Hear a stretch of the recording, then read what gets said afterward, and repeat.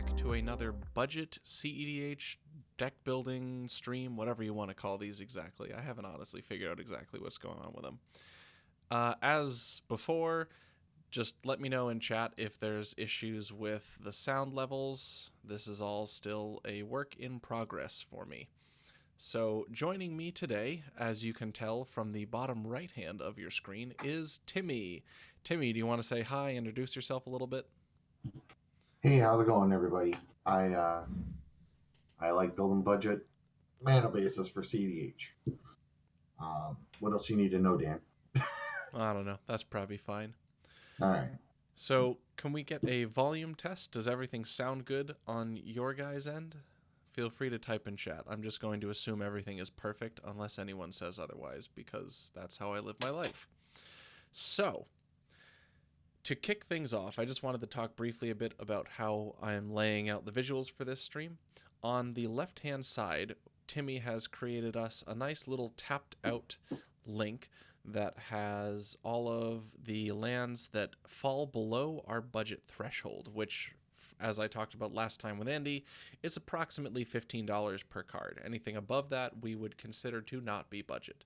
So this is all of the good and playable lands that are within that price range, and we will be using these for the bulk of our budget mana base building, which will come a little later on in the stream. So I am going to throw that link in chat for anyone who is interested.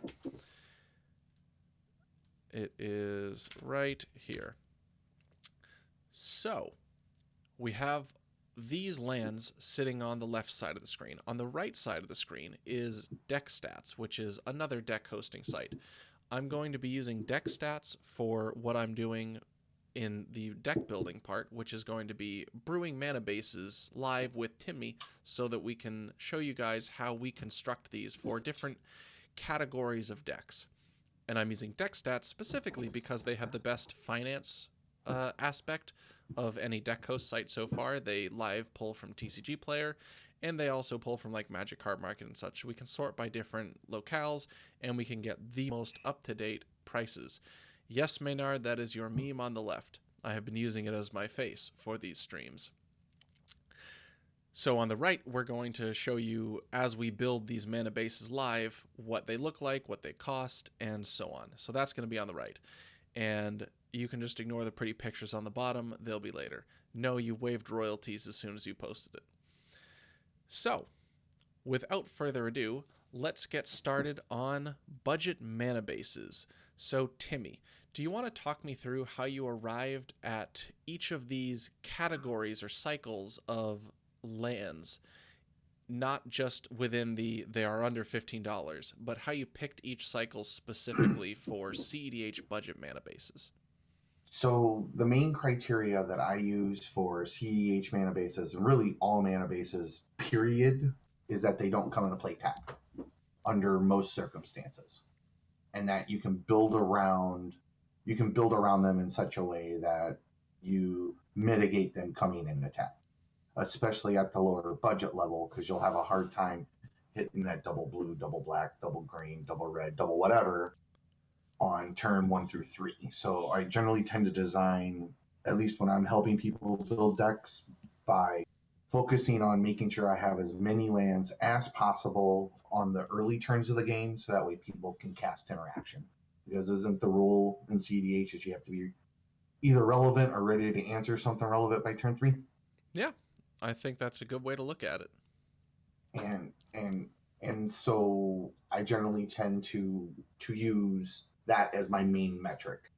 And then obviously the second metric that I like to use is the fact that they can help answer, they can help like not only are they going to come into play on tap, but then they're also going to help you fix. And then as the game progresses later on, they're still going to just kind of allow you just to cast all your spells on time is really the most relevant part of it, honestly. So I tend to build a lot of decks with as few basics as possible, especially if I'm not running, fetch shock duels, just because you just always need to have something that's going to come into play on tap and allow you to cast your spells. because nothing worse than drawing a forest, but you need a second red to cast some kind of, I can't think of a double red spell that's relevant off the top of my head right now. But a Anger double, of the Gods. there you go, perfect. Or a double green spell, like if you're playing like a budget Tassiger list and you need to cast Seasons Pass, but your seventh land is something that comes in a play tap, you're screwed. Yeah, You know, that's pretty accurate. Basically. And then the next metric is that they need to be inexpensive. So I generally tend to operate under the assumption that most people who are playing cEDH have at least been playing for a couple years, and I kind of try to steer players, especially if they're newer, to start picking up these types of lands as they get reprinted or as they rotate out, so that way they have them on hand. You know what I mean? Like if you would have picked up Flooded Grove, right as it got printed in Masters 25, you're going to be happier than if you pick it up 2 years from now and it's back up to 20, $25. You know what I'm saying? Yeah. Yeah, picking when you get stuff is certainly relevant. Yeah. And I mean, so some of it, especially if you're on a tight budget, like you just kind of have to kind of keep an eye out for what you need when you need it. But, so. Yeah, like all of the fetches, the ally color fetches, when they got printed in Khans of Tarkir, every single fetch land was under $15. And now we're back at a point where there's just Windswept Heath. Yep, I was actually surprised to even find Windswept Heath at this point, honestly. Yeah, I think it's because in Modern specifically, that land does nothing, and Wooded Foothills is more relevant. It is. Like the fact that Bloodstained Mire is the most expensive Khans of Tarkir fetch is telling. It is, because Grixis is really good in Modern. And like Hollow One even used it for a while, which pushed up the cost on it. Well, ironically, all of the blue-black lands of a cycle, if they're all essentially of the same relevance, generally tend to be the most expensive. Yeah, makes sense. For the most part. Best colors. As a rule of thumb, anyway. Obviously the next thing that I use is kind of people's budget and card availability. So I generally try to pick cards that are relatively available or super cheap if they need to go find them. Like some good ones are that people often overlook are like the Tainted cycle from Torment. Yeah. So as long as you have a swamp in play and any kind of dual land you have that has the subtype swamp count. So like if you're running like a Sunken Hollow or like a Smoldering Marsh, that will turn those on as well. Yeah, those ones are good lands, tricky to get to work properly though. They're one of those budget lands where they're really bad at the lowest budget, but as soon as you're running like 4 or 5 fetch lands and you have a couple of shock lands, then all of a sudden 1 or 2 of them can be pretty decent in a 3 or 4 color deck where black is like in a blue-black X mid-range deck, let's say. Like they're pretty solid to do. Really popular. Yeah, they're pretty solid to do like your splash color as a late game. They're a good option. Yeah, I mean, I definitely wouldn't throw them in the cart first, but yeah. I mean, if you've already gone through the trouble, especially since like all the shocks got reprinted, is to picking up all your black X shock, and then you go ahead and throw in the relevant like Battle for Zendikar tools because you are probably a little bit heavier on basics. Yeah, on a budget, it's just gonna happen most of the time. Right, and then you're like, okay, well now I can put it in one of the order. And the thing I like about the Tainteds is that even if they're not turned on for color, they at least come into play on tap, and they at least work for like activating a Signet or being the colorless mana requirement. Yeah, their downside isn't enter play tap. Their downside is just colorless mana. Right. So, no tempo loss. I'm also no, not at all. I'm also a big fan of the Shadows over Innistrad show lands where they come into play and then you reveal one of the 2 types to make them ETB untapped. Those I have never been a fan of. I actually kind of despise those lands. I do too, but at $1.50, like Like, I mean, Yeah, you have limited options, and they are right. sometimes they're honestly, I find them to be very similar to fast lands in a way. They're decent turn 1 and turn 2 plays, but they're usually pretty bad late game, and they Right. get weaker as you play under 29 lands typically.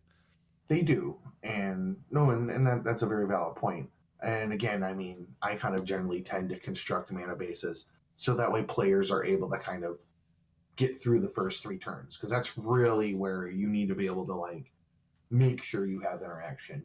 I Yeah. mean, it's not great that your 6th land will undertap, but it is not as stifling as if it was your second or your third. Yeah, if we can't run 4 fetches and all the shocks, then we're going to be taking some kind of, or paying some kind of sacrifice for that, and it's Right. going to be tempo late game, ideally. Yeah. And I mean, and the other thing is that I mean, I totally will agree with the fact that like not all of these lands are created equal. You know what I mean?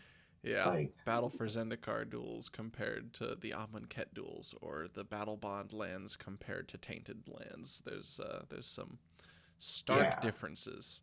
like I did not put the Amonkhet duels in here just simply because they have no requirement that allows you to enter play on tap. You know Yep, what I mean? yep, they are rough. So in the Rainbow Land section, I've got 8 lands listed. They're probably going to be the strongest core, I feel, besides the shocks, as far as constructing a mana base is concerned, because pretty much all the ones that I've selected are going to come into play on tap, and they're going to cast almost whatever relevant mana you need most of the time. Like, I can think of maybe a couple of instances where Spire of Industry won't be as good and Reflecting Pool won't be as good, and maybe Exotic Orchard. But for the most part, they should do what you need them to do, or at least supplement one of the colors you're soft in for the most part. Yeah, Reflecting Pool is one of the more, in my opinion, underutilized budget duels. Although I guess that's because its price fluctuates pretty aggressively. It does. Um, when it's sitting in the $3 range, I think it's one of the better budget rainbow Yeah, lands that you can get. When it's yeah. 10, $20, obviously it's horrendous. It's But like, ugh. yeah, And then another kind of underutilized favorite of mine are the I call them the OG filters. yeah, The the Signet the lands. yeah. I mean they're really good. I like them. Um, forget what the why did I? Oh, I thought there was a 5th one. I left off. I'm pretty sure there is. Oh, I know why. Because it's the red black one. Yeah, And there's so many red black dual lands, and there's really only a couple of red black decks, and doesn't need it as much. Whereas the other 4 are definitely much more useful. yeah. And I'm just showing one of them so people can see Yeah, they are literally signets. They are just lands. yeah. But So the downside of them is obviously they don't make mana unless you already have lands. So as a right, one of in a 29 plus land deck, they're not bad. yeah. And I like pairing them up with the tainted lands as well because at least then they can the tainted land if it's not turned on turn 1 can filter into a black blue red green whatever you need. Yeah, that's not bad. Yeah. So I don't know what else do you want to go over on here or I think that's good for now. So basically, that is a rough overview of each of the categories of duels. Well, I guess not just duels, but lands that Timmy has decided to include in this budget stream. They're all under $15, at least at the time they were added to the list. Magic card prices, blah, blah, blah. Who knows? You can't really. right. It's, Yeah. yeah. There But, might be one that's but yeah, Morphic Pool is actually pushing 15 at this point. it is, but I thought it's still pretty available. Yeah. And that's only So, going up for a while. So, yeah. to do something with this, then, we are going to start by constructing several mana bases live for you guys. So, There's a lot of different kinds of mana bases in the competitive EDH format. Holistically, there's going to be, let me phrase this differently. There are a few different cards that have a significant impact on mana base construction, and we're going to work around a few of those cards in a few different color combinations to show you guys how that can be done. One of those cards is going to be Tainted Pact. We're going to be brewing 2 different Tainted Pact mana bases. This is a card that doesn't allow you to run multiple copies of any named card. This means you cannot have 2 basics of the same name, which is a very relevant mana base construction constraint, especially at the budget level. But that doesn't mean it's not doable. And these are actually, also... this is where... I'm sorry, sir. Go on. I was just going to say that's where this template will come in handy. Yeah. And those are often some of the stronger decks you could play on a budget for other reasons. So they are absolutely worth including, even though the mana base is kind of tricky. Next, while it has fallen out of favor in the general cEDH meta, High Tide is a card that inclines you in a certain direction in mana base construction. High Tide causes your islands to produce an extra blue mana when you tap them for the turn you cast it. Okay. I enjoy High Tide mana bases at the budget level because not only is it still a decent strategy to play, obviously it is not the peak of optimization anymore, but at a budget, as I've reiterated again and again and again, you make sacrifices to fit that budget. And High Tide mana bases are actually relatively affordable because of the high concentration of basic lands, specifically basic islands, which allows you to free up some space in the budget for other things. Then we are going to be brewing a couple of generic mid-range mana bases, 1 4-color and 1 2-color. So, to start things out, let us build a High Tide mana base for Esper.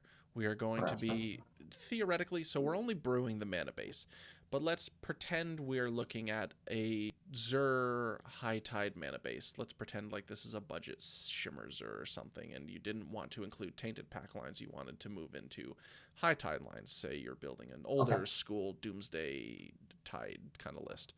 So, where would you start?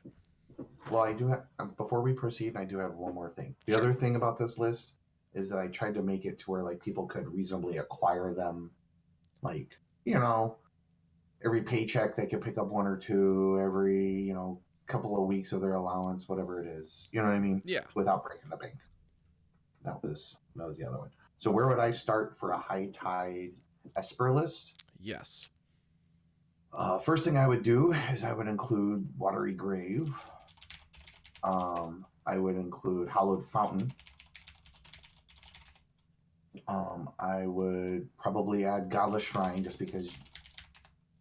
And then I would add Sunken Hollow and Prairie Stream.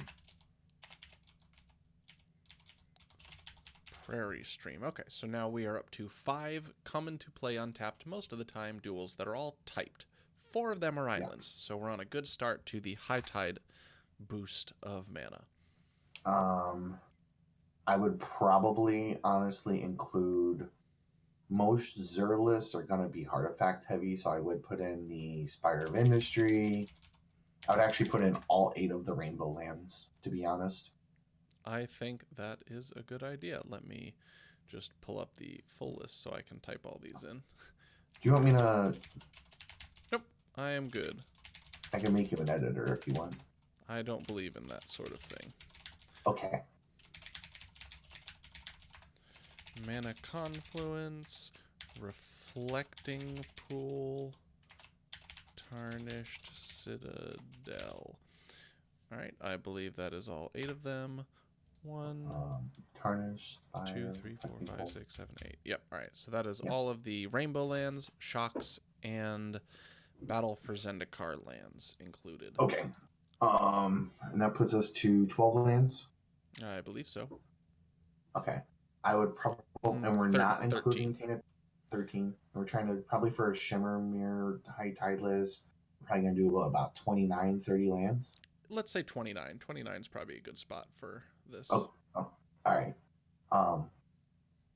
Let's probably. I mean, I would probably say let's start out with 8 islands, 2 swamps, and a plains. 2 swamp, 1 plains. Because that gives us, and then that puts us to how many lands? That should bring us to 25, actually. Yeah. And then I would probably, depending, and then at this point, this really just becomes what you have available. Either the Morphic Pool and the Sea of Clouds, because they just got printed. Okay. And then maybe the last 3 would be either the one of the 3 relevant buddy lands from like Innistrad and M10, Isolated Chapel, Drowned Catacomb, and Glacial Fortress. And Glacial Fortress. Basically, I would either do the Cycle of Buddies, the Cycle of Pain, or I would do essentially whatever last 3 I had available, like that I had access to cheapest. So let's see what that will look like when we analyze it. So this is a 29 card mana base. Analyze. Oh, did I not spell? Oh, I typed in Commander Tower. I'm so good at this game. Oh boy. Sorry, at least I'm not the only one doing typos. All right, we're going to go ahead and remove that, and we are going to add. All right, come on. Add. No. Command Tower. There we go. All right, back to analyze. So we can produce dog. Yep, I was gonna say you can hear him. Yeah. So we have about a 1/6 of our mana base can make any color. Almost half can make blue. About a 1/4 can make black, and about a 1/6 can make white. So that's actually a pretty good spread. This total budget looks like it's around $130 US, or about €100, which, going by the way I'd like to construct budget decks, is so when I'm building a budget deck, I like to allocate around 1/3 of my overall budget for the mana base, because your mana base is typically about 1/3 of your deck, and it's the 1/3 that lets you cast the other 2/3. So I always want to make sure I concentrate a good chunk of that finance into the mana base so that I can get out the other spells on time. So with $130 in the mana base here, we're looking at probably around a $500 deck or so, which is not a bad spot to be in for cEDH. It lets you play probably at 85% functionality. Right.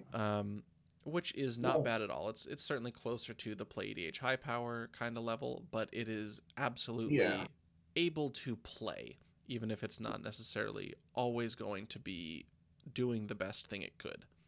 Right. Well, and the other thing that's nice about all of the lands that we've put in here, like once you buy them, you don't have to buy them again, and then you can always upgrade to better stuff later. You know what I mean? Yeah. If you picked up some fetches, you could cut out some of the basics, or some of the ET, or some of like the buddy lands or pain lands or something if you needed to. Yeah. And so for me personally, if I was building this, Reflecting Pool is now at a higher point in its price history. So I would probably cut the Reflecting Pool. I think I would cut a swamp, and I would add a underground river, because I love that card. It's good. Adakar Waste, maybe? Yeah, I'm trying to decide if I think Articar Waste would be better, or if words, or if River of Tears might be better, because River of Tears is consistently blue mana on your turn, or blue mana on your opponent's turn, and it can always be blue mana on your turn depending on how you sequence things. Why not run Nimbus Maze over it? Because white sucks. Fair enough. Because you don't really need much. What about the Darkwater Catacomb? With the amount of Or, colorless mana you're actually going to be making in this deck, theoretically, this deck, I think that's yeah, actually not bad at all. So, yeah. yeah. And so swapping those two in, we actually drop our cost by $10, Which gives which us more room for is maybe always getting a nice. Force of Will or something down the road. Yeah, something like that. So, yeah, so that would be how the two of us would more or less construct a high tide mana base for Esper. Now, we're starting off pretty easy. It's nice because you can easily lump 10 basics into this, and it's actually like pretty solid. It Right. is not necessarily going to be the case with some more of these decks we're going to build. So, No. I am going to... I forgot to save this. That's fine. I don't need to save this.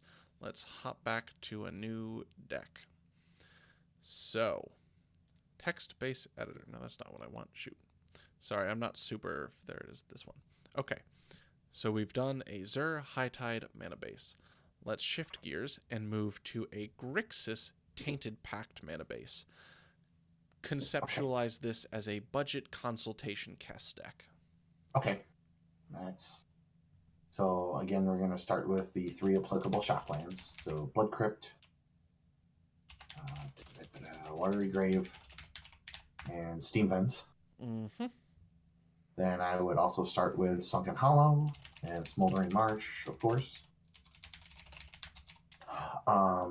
Then I would do 1 regular island, 1 snow-covered island. Okay. 1 snow-covered swamp, 1 regular swamp, and I would do 1 mountain. Wow, you would play a mountain? That's ballsy. We might be taking it out in a minute, but I just want to just get it in there so that way it's in there. Sure. Then I would run the 2 applicable Tainted lands, Tainted Peak and Tainted Isle. Okay. I would run the Luxury Suite and Morphic Pull.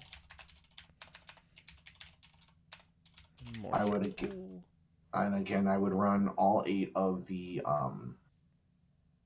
Rainbow lands, because Spire of Industry will almost always be active in a deck like this. I would also probably run the Darkwater Catacomb, and then run the 3 Pain lands that are applicable. And that is Underground. I can't River. talk today. Underground River, Sulphurous Springs, and don't say it. Aw, you said it. Sorry. That's okay. I was going to get there eventually. And then how many does that put us at right now? No clue. Let's find out. That puts us at 26. And then I would either do I would probably honestly run for this, because with Kess, since we're running such a lower end mana base, I would add Cascade Bluff. Cascade I would add Bluff. Oh, not 2 U's in Bluff. Cascade Bluffs. And what are we gonna run, about 28, 29 for this as well? Yeah, I think 29 safe. Okay. I would probably run Grave Karens, just because we're gonna need double black pretty often. Is really the main reason, and it'll help us do that. Can filter into it. Okay. And then we get 1 more slot left. Yep. I would just run the Drowned Catacomb, probably. Drowned Catacombs. Catacomb. Yeah. It is a singular catacomb. All right. Let's analyze this. And then if we have budget, maybe we can add another fancy land. So, with this mana base, we are looking at around 33% black, 27% blue, 27% red, and 13% any color. So, the reason for that is most likely the tainted lands skewing in the direction of needing extra black. Yeah. In this kind of a deck, typically you are still on more blue sources than on black sources, or on blue costs than black costs. So that's Mm-hmm. probably something we are going to want to bump in the other direction. As it is, we do have ways to filter that, but the downside is that we don't currently have access to, because of budget, the ability to filter the black into blue mana, because Sunken Ruins It's like is $30. yeah, it's priced out of budget decks. So one thing I would probably do in this deck is swap out, let's say, and I totally would make some swaps at this point. Say, so like I would probably cut the Tainted Pact, and I would probably cut the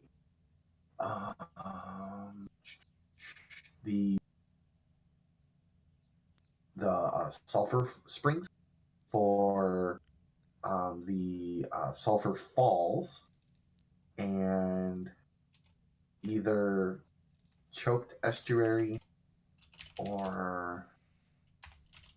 Choked Estuary is the blue-black show land, right? Yeah, it's the show land, blue-black show land. Yeah, let's go ahead and add that in. So let's see what this will look like. That puts us on that, I believe, dropped our total cost by a little bit, not much, but it did bump us to 30 and 30 for blue and black, 26% red, and 14% any color.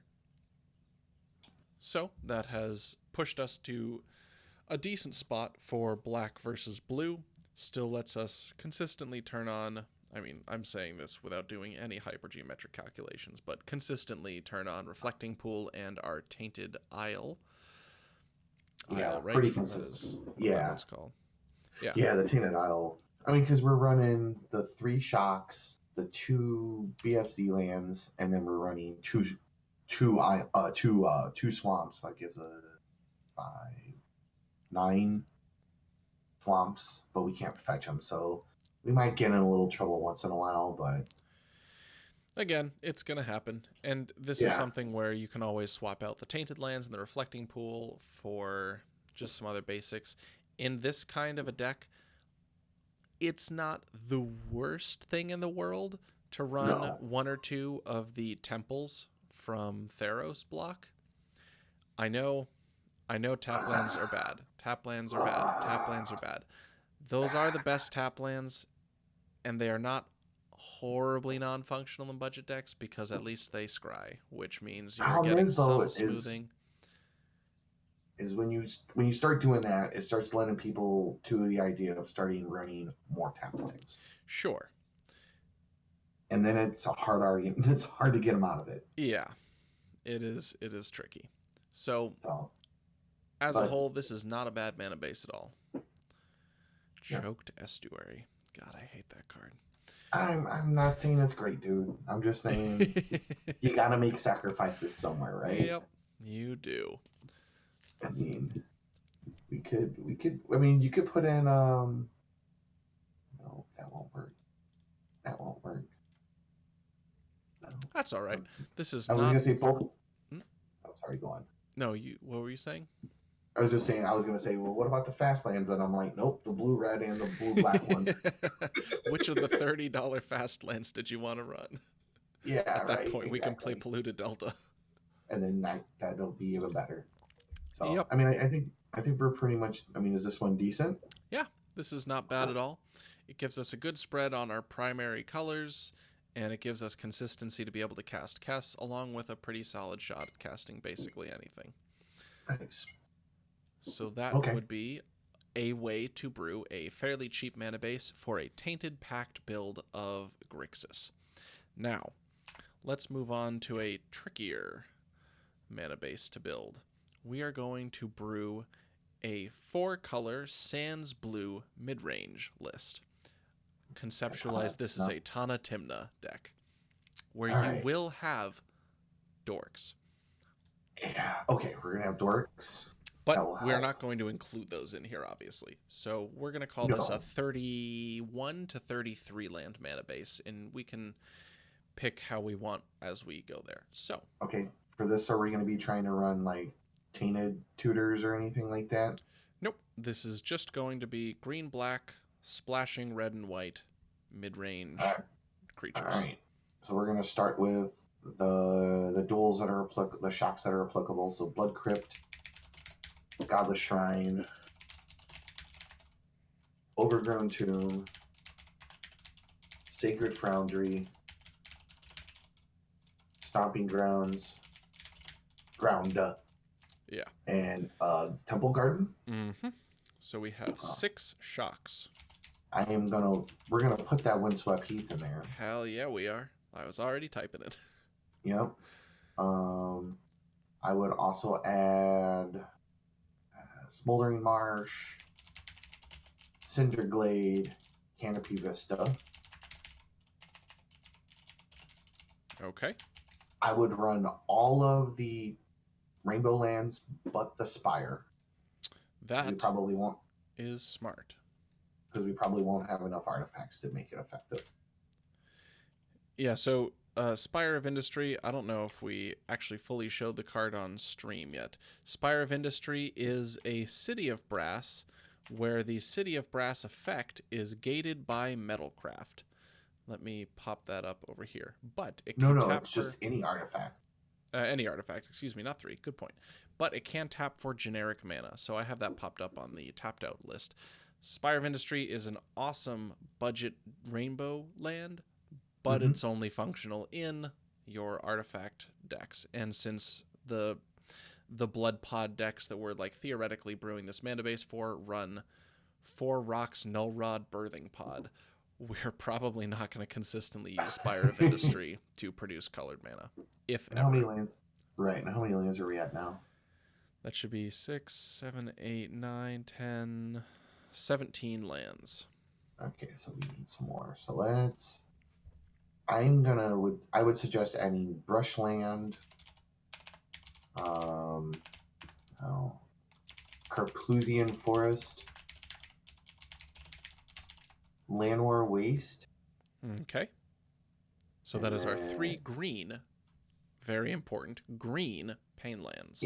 Yeah. And then I would add Woodland Cemetery, Sun Petal Grove,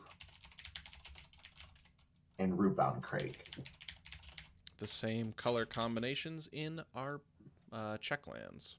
Yeah. Or you call those buddies on here, don't you? Yeah, they're buddy lands, as we used to call them back in the day. But they're the M10 duels that got reprinted in Dominaria and Ixalan. Yep. And then I would probably run Spire Garden and the Bountiful Promenade. Yep. And if you notice, especially with this type of a mana, I'm skipping a lot of the black-red because we don't really need the red, but what we need the green. Mm-hmm. And then the black and the white are usually a pretty even spread of most blood pod lists, at least from my impression. Yeah, these decks are almost usually like green and then a little bit of white and then some black and red. And I would woof woof. Sorry, woof woof woof. Yeah. Woof. Woof woof woof. I know, right? I would maybe consider adding the Mossfire Valley and the Sungrass Prairie. Like, I'm not 100% sold on them, but like I would put them in the consideration. Well, we can cut them in a bit if we need to. And then if we have... How much do we have there? No clue. Okay. Let's just add stuff in and cut as we need. All right, let's do Twilight Mire. And then let's do maybe... I would do 2 forests, 2 swamp, and then 1 plains and 1 mountain. Okay. And I understand that, like, yes, under Blood Moon, the mountain, everything turns into a mountain, but sometimes you want a basic red source, maybe on our back to basics, like if you're playing a lot of CBTs, and if they Assassin's Trophy you, or is this mature or is this PG? Oh, you can say whatever the fuck you want. Oh, so if they if they ask the mouth trophy like one of your lands or one of your permanents, then you can at least go get a basic mountain if you need it. Yeah, at a budget level, sometimes you will want that basic mountain. Yeah, well, mostly in response to like a Ghost Quarter or Assassin's Trophy or Path or something. Yeah. You know what I mean? So, we have now constructed a 35 land mana base, which means we can prune some. And amusingly, pay attention to this, this is $180 on tapped out for the mana base. You'll compare that to the 29 land mana base we just brewed that was around the same price. Blue cards are more expensive, so if you're looking at budget decks, strongly consider the non-blue options. They are Wait, far how cheaper. much is this mana base at 35 lands? 180. Dang, that's only like $30 more, and that's including a lot more shocks. Mm-hmm. Wow. I mean, Watery Grave is like twice as expensive as a lot of the other shocks. Yeah. Well, and we have a fetch in here too. Yep. So we're at 35. So what might we want to cut from this? Let's look at some of the poop lands. We could cut... I would probably cut the OG filters, the Sungrass Prairie and Mossfire Valley. That's what I was thinking. So that would put us at 33. And then I would probably cut the Tainted... Did we add Tainted Peak? We did not. We did not add any tainted lands because they would not be consistently turned on. Yeah, I would probably cut them. And then we need to cut, what, 2 more at that point? We're at 33. Let's say we cut 1 more. I would cut the Luxury Suite. Okay, and that is our red-black battle bond land, wherever that went. Either that, or we could cut the... Actually, you know what? No, keep the battle bond land and cut the Smoldering Marsh. Where are you? Smoldering Marsh. Boom, gone. Yeah. Yeah. Because at least the Luxury Suite will almost always come into play in that. Actually, it doesn't look like we even added Luxury Suite. Oh, good. Never mind. That's totally fine. So we have 32 now. All right. I'm just trying to think. I'm trying to look on the screen to see if we could cut 1 more. We could cut the reflecting pool if we really needed to. Or how about the... Oh, Spire of Industry is in here. How did Spire of Industry get in here? Oh. Get out of here. I thought I removed that. All right, analyze. That puts us at a 31 card mana base. Perfect. And is our spread okay? Yes, so we're looking at 36% green sources, and then a little bit more black sources at 20%, even 16 and 16 red and white, and then 12% any. So I think the extra black is probably coming from the extra swamp instead of a plains. So if we wanted to, we could cut that swamp for maybe even another forest, honestly, because I know standard blood pod lists often run 3 forests and one of Game the Dragon. And to answer your question, I'm sorry. Game Dragon asked a question in chat. He asked if what do the Tainted lands do? They are lands that produce colorless mana unless you control a swamp. Then they will produce one of 2 color pairings, like Tainted Field will do white-black. Tainted Isle will do black-blue. Sorry to cut you off, Dan. You are fine. I had chat open, but apparently my chat wasn't updating because I haven't seen anything in chat yet. And... Well, all right, that happens. Sorry, chat. I'm not ignoring you because I hate you. I just can't see you. All right, so that would put us here at a 31 card mana base. We're looking at around $172 for the TCG player lists. Amusingly, €175. Why is that? Oh, Twilight Mire is 3 times as expensive in Europe. That's weird. That's weird. That is weird. Whatever. So, they have everything else cheaper, so it's fine. Yeah. So that's what we would be looking at for a budget blood pod mana base. Fairly affordable despite being more lands, and has a pretty good spread. Heavily biased towards green, specifically because green is what casts your dorks, and if you're playing any budget ramp like Nature's Lore or a Farseek, it is also what mana fixes you. Yep, it is. Plus being like most of the sources in your deck anyways, so... I'm personally Arbor Elf Wild Growth Lines. Yeah, I love Arbor Elf. That dork is... He puts in work. He's the hardest working man in cEDH, I swear. He's like Sammy Davis Jr. I don't know, that dude in Adnaz is working pretty hard. He And is. he's got swords on his arms. Yeah, okay, fair enough. All right, so we have constructed a budget blood pod mana base. Next up, let's move on to maybe the most difficult one yet. This is going to be a 5-color Tainted Pact mana base. The obvious conceptualization of this is a food chain Tazri deck. So, I mean, to be honest, the worst part of this one's going to be the budget. Yeah. But that is why we have put together a whole bunch of budget lands already to use. So, let's get started. What you got for me, Timmy? All right, so I would obviously start with all 8 of the rainbows. I'm sorry, all 7 of the rainbows minus the Spire. Because I'm guessing... By Spire. I'm guessing that this will probably be dork based, not oh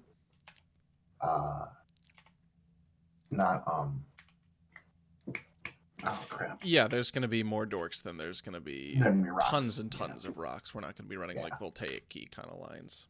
Yeah, and then most Tazri lists, aren't they usually like bug centric? Yeah, like, green heavy for the first turns, and then blue-black mid-range, and like you're running 1 or 2 red and white cards. So we are still focused on mostly bug. Okay, so I would do Breeding Pool, Overgrown Tomb,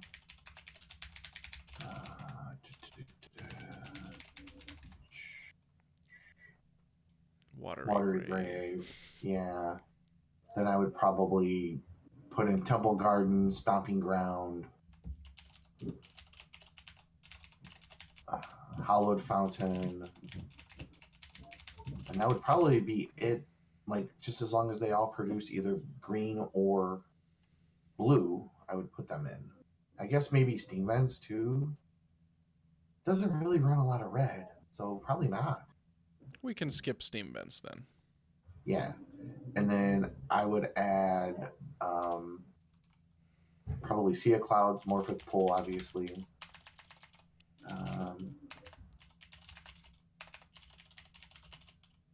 If we can afford it, I would put the Windswept Heath in. I think we also probably want Bountiful Promenade, just for the untapped green on turn 1. Yeah. Can cast Tazri, which occasionally comes up. It does come up. Windswept Heath, our so 1 fetch. I might, with that in mind, I might add the Canopy Vista, and I might add So how many basics do you expect to be running in this? Let's start there before we add in Sunken Hollowed. I would probably be running max 5. And it would be like, either I would probably do Bug, and I would probably do 2 forests, 2 island, 1 swamp. Okay, let me type but that do in. Like, and then do, obviously 1 regular, 1 snow. Yeah. All right, so I have in 5 basics. Lurker's telling me I shouldn't run Bountiful Promenade. Oh, is he? You stinker. Fine. I just want to run those lands in every deck I can. They're so good. The art sucks on that one, though, so I'm fine cutting it. Okay. All right, so we have 5 basics. So you want to run Battle Bond lands with that? I would just run the probably Doggy Time. I would probably just run the Morphic Pool out of Battle Bond lands. Yeah. Sorry, Battle for Zendikar. God, there's so many battle lands now. All right, so you had said Canopy Vista and Sunken Hollow. And Prairie Storm. Because we have a white fetch, so anything that has the plain subtype we can go get. And it makes blue.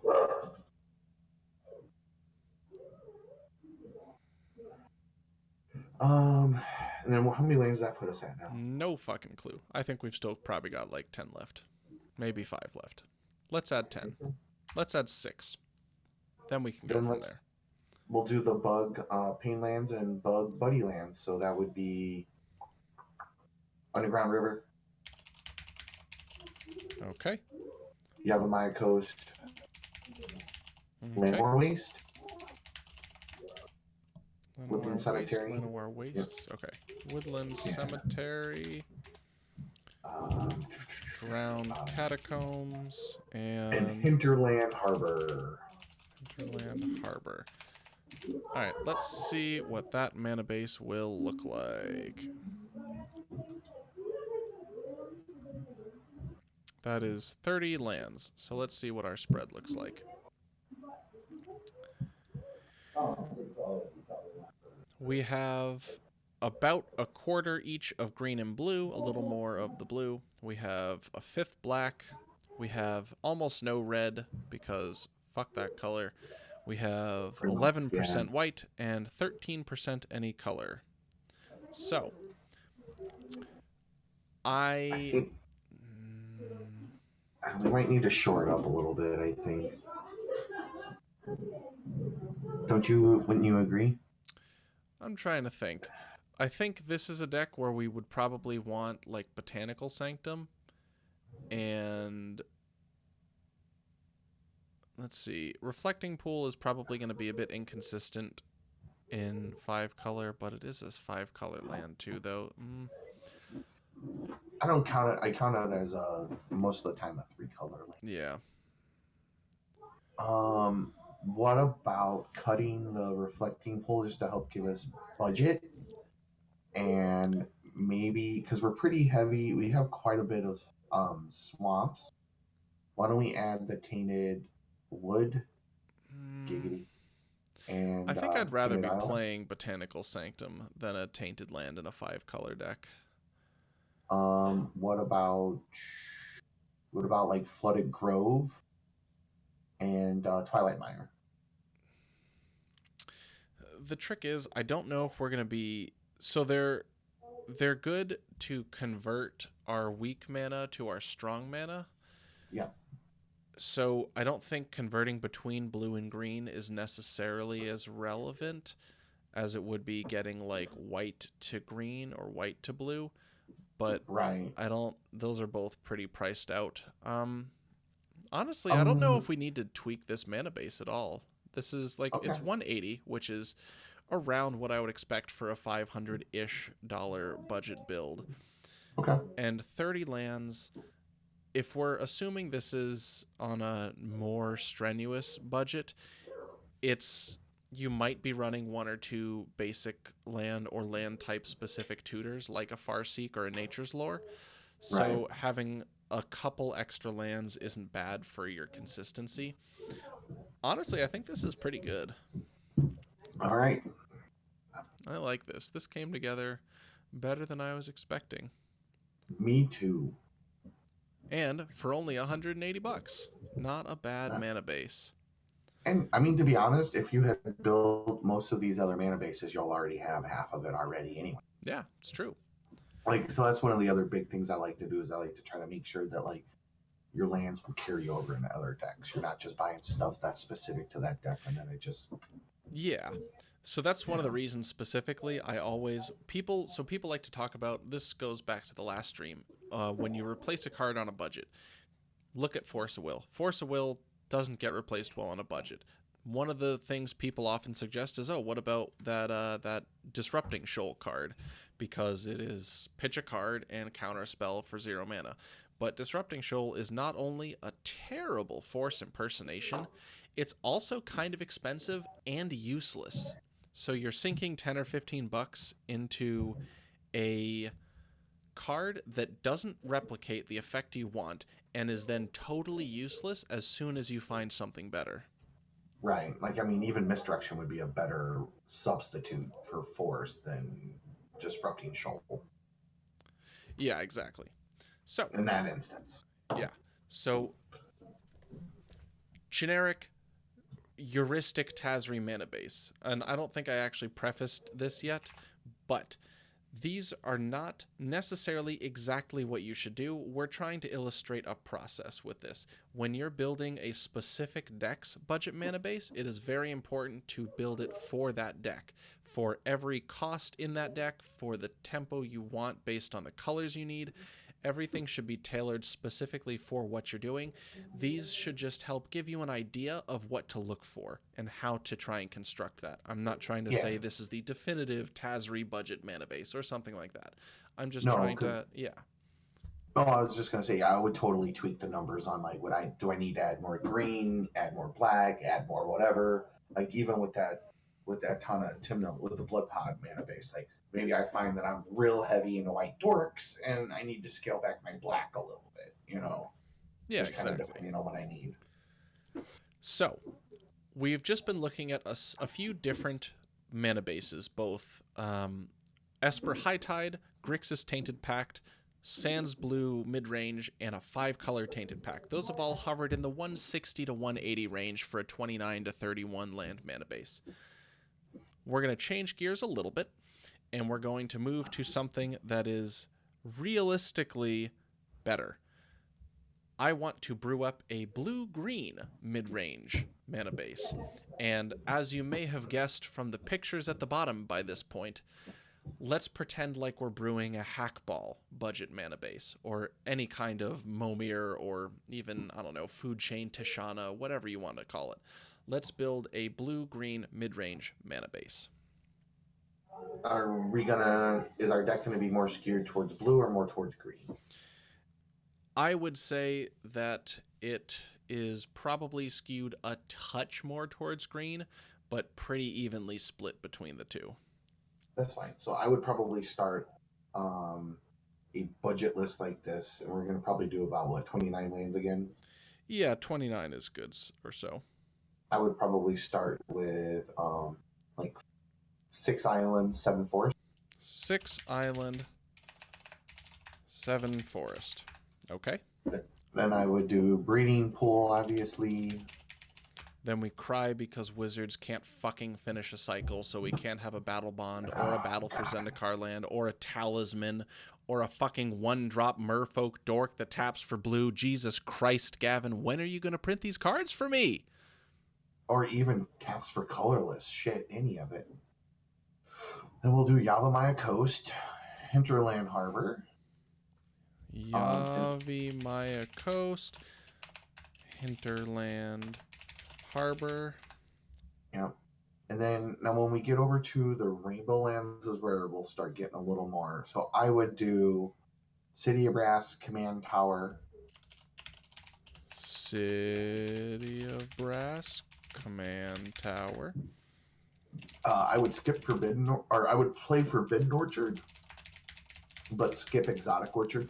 Really? Now, will you tell me what your reasoning is on that? So my reasoning on that is that I understand that most of the time it's going to make 1 or 2 of the relevant colors, but since we're skewing heavier into green, I want to make sure that I'm as much as humanly possible having double green.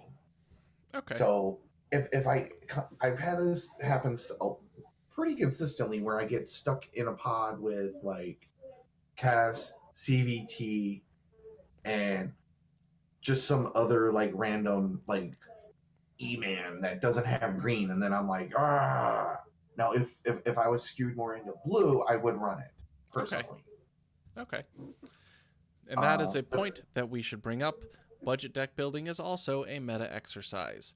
It is okay to exclude cards that are fairly good on the surface, like Exotic Orchard, which I play in most of my decks, if your specific meta you're playing it into does not facilitate that.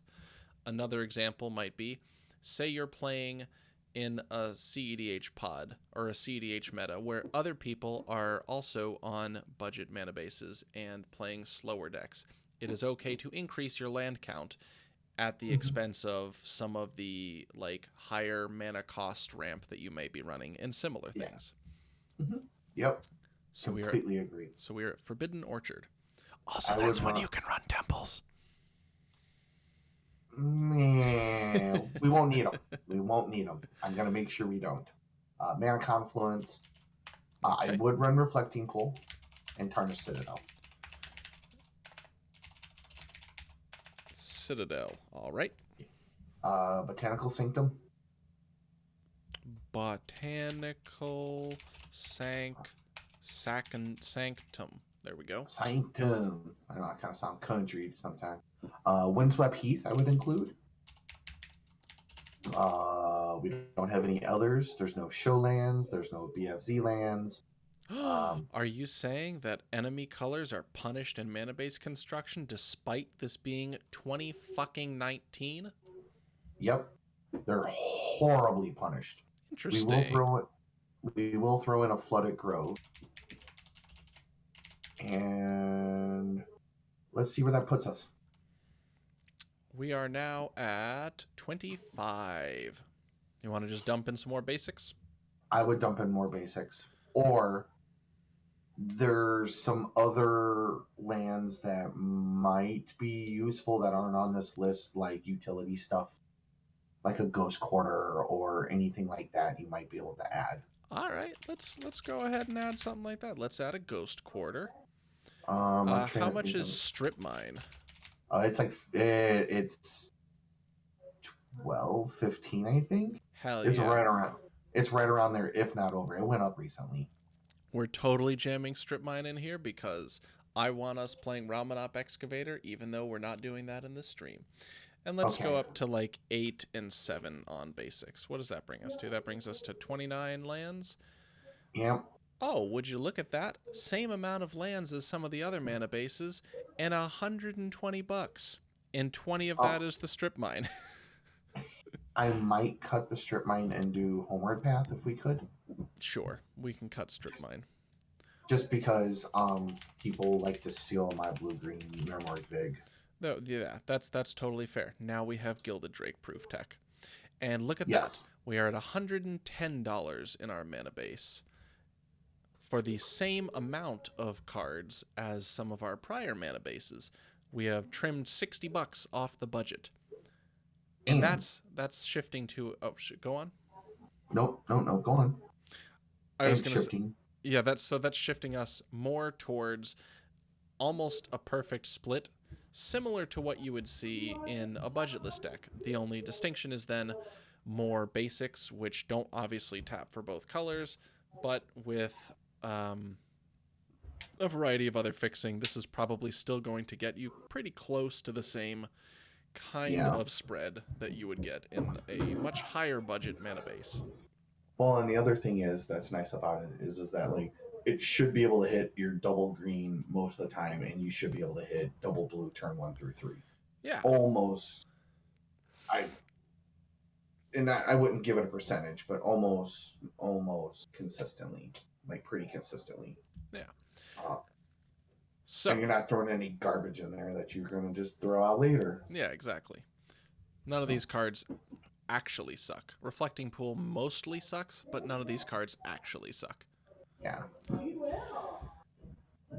So, just taking this one more step further, we have gone from a 5-color Tainted Pact mana base at the same number of lands down to a 2-color mid-range mana base, and we have trimmed nearly over a third, closing in on half of the budget from that mana base while preserving the same kind of color ratio. Mm-hmm. So, let's do one more budget mana base brew. Let's brew up a mana base for mono blue mid-range for Chainveil Teferi on a budget, let's say. Timmy, where would you start with this? Say we're looking at like 30 lands. Can I reallocate money elsewhere and maybe break the Sure. the individual card budget a little bit? Sure. So I would probably do 25 islands. Okay. I would do an Academy Ruins, a Buried Ruin. Academy Ruins, Buried Ruins. And then like maybe a Strip Mine. That's really about it, honestly, unless there's something you can think of. I'm going to add an Ancient Tomb in too. It got reprinted, so that is applicable. Yeah, It's I didn't think relatively of that. budget.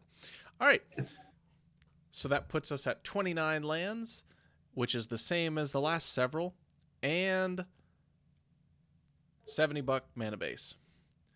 yeah, As Lurker yeah. points out, 30 islands is a totally valid answer, and 30 islands is approximately $0.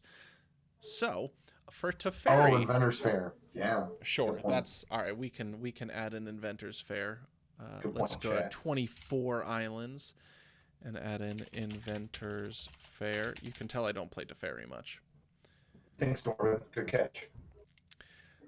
Excuse me, this puts us in total at $74 for the mana base. So, what have we learned from covering a few of these? It is more expensive to add more colors. It is more expensive to add blue as a color after your first. It is less expensive to play less colors. It is less expensive to play more basics. It is really less expensive to play one color. I could build you a representative Yisan mana base, but that's also basically just like 30 forests. Yeah. Pretty much. So, we have just gone through several different budget mana bases. All of them came out to be fairly affordable for the quality of mana base you had. We had a fairly effective spread, tracking pretty similar to what a budgetless list would look like on our primary versus secondary versus splash colors. We had a little more mana than those decks would play budgetless, but that is partially due to the fact that you are taking budget considerations. So games, if you're playing in a budget pod, will go a little longer. Having an extra land or two isn't a bad thing. Sometimes you just need it. Nope, sometimes you do. We have shown that specifically 1 and 2 color mana bases are significantly cheaper for the same quality or improved quality of mana. Mm-hmm. And interestingly, that 5 color Tainted Pact mana bases are arguably better than 3 color Tainted Pact mana bases. Especially at this budget. Yeah. Like almost exclusively. Yeah. I would. Yeah, definitely. I mean, in Esper, it's doable because, again, all of the ally. Is it the enemy or the allied? I always get those confused. Enemy are the onslaught colored fetches. Okay. Enemy are the Zendikar colored fetches. That's how I remember it. Okay, so as long as you generally keep yourself in the onslaught fetch colors, like as your primary colors, you'll generally be able to build a better mana base cheaper than if you were to build the Zendikar fetch colors. Yeah. Ally color lands and ally colors in general have more support, both in terms of dual land cycles as well as rock cycles, looking at like talismans and such, than enemy color cycles, which is very relevant, like Timmy's saying, when you're looking at deck construction. A deck like Momir would be even cheaper if they added more enemy colored cycle support, because you would have several more high quality dual lands that would be nearly bulk. But the same is not true because we don't have those. Like in my opinion, some of the most competitive commanders in cEDH from a like budget standpoint, like from a budget perspective, will be Cass, will be Brea, Zur, for the like if you're wanting to run some of the higher tier competitive commanders, like, but based on just purely on mana base, like budget wise. Does that make sense? Yeah, picking a deck to create as competitive is, sorry, let me rephrase that in a sensible way. When you're selecting a budget deck, taking into consideration what you will be capable of creating as a mana base is very important, because casting spells on time is to a degree as or more important than exactly the spells you are casting in those slots. Obviously you can't just be like casting total garbage, but a 1-drop cantrip is a 1-drop cantrip. A 1P or 1 CMC interaction spell is a 1 CMC interaction spell. Being able to get them out when you need them is more important than the like minute distinction between which, like if you're running Fatal Push versus Human Frailty or something, having Right. the ability to cast the removal spell is as or more important than exactly which removal spell you're casting. Well, and importantly as well as being able to cast Ponder and Swords to Plowshare on the same turn, or Yeah. Ponder and Fatal Push on the same turn. Yeah. You know what I mean? Or I Lightning agree. Bolt versus Duress. Yeah. You know. Yeah. So with that, I think we are about wrapped up on the topics that I had wanted to cover, which was discussing why Timmy picked these different cycles for his budget mana base, or for his budget mana cycles, because mostly they come into play untapped. They are under $15 each, and they are lands that are not just something you would put in a shredder after you upgraded them. You can at least use them for other decks, other budget decks, casual decks, whatever. They're not totally useless, and most of them will translate to those budgetless decks. yeah, I mean, you could easily pull almost. Essentially 7 out of the 8 rainbow lands are used in essentially every stock cEDH list. Obviously, all the applicable fetches most of the time are run in most stock EDH lists. Same thing with the pain lands too. Yeah, many pain lands. You're running the shocks. You're often running the battle bond lands. There's a Yeah. lot of very good budgetless options in this budget set. Second, I wanted to make sure we went through creating representative style mana bases for a variety of commonly seen decks, and those are the the Esper High Tide, Grixis Tainted Pact, 4-color Sans Blue midrange, a 5-color Tainted Pact, a blue-green midrange, and then this like throw in mono blue. Obviously, it's going to be budget. Right. To try and illustrate the difference between what you can get for your money versus what that money can get for your tempo. Yeah. You will be able to build a higher tempo, better efficiency mana base in 1 color than you can build in 5 colors. That's just the way it's going to work. As you start increasing in colors, paying attention to what ally versus enemy color pairings are going to be included, and which of those are your primary, secondary versus splash is important, because that will help you get that kind of tempo consistency, and making sure to take that into consideration when you're selecting your commander. Right. And the other thing is, as we were kind of building these mana bases, like when we went to like the blue-green one, it was like, well, okay, so we need to make sure that we have like a bajillion basics, whereas like I'm trying to think of a commander that would illustrate this. It's like a Narset is she's semi-competitive, right? Semi-competitive is a good way to phrase that. Yes. I mean, she's like tier 3, I guess, maybe range. Anyway, but that color, like that shard, or that wedge. Like if you try to build a Jeskai cEDH deck of some sort, you're gonna have a bad time. You're gonna be scraping the barrel real fast. Like once you get past your shocks and the basics, like your probably your 20th or your 29th land are gonna be like garbage. Yeah. Essentially. So, Timmy, did you have anything else you wanted to say on budget mana base construction as a whole? Any closing remarks? I think we've pretty much covered everything. If anybody wants any help, feel free to hit me up on the PlayEDH Discord, I guess. Cool. Or on here. Yeah. Well, thank you all for joining us for another budget cEDH theory stream. I don't know. I'm going to come up with a better name for this at some point, since this is turning into a consistent monthly thing. Thank you for joining me. Timmy, thank you for joining me, helping me brew these budget mana bases live on camera, or not on camera, on microphone, for coming up with this wonderful budget land resource for cEDH. I already thanked you people for watching, so I think we are done here. Good night. Have a good day.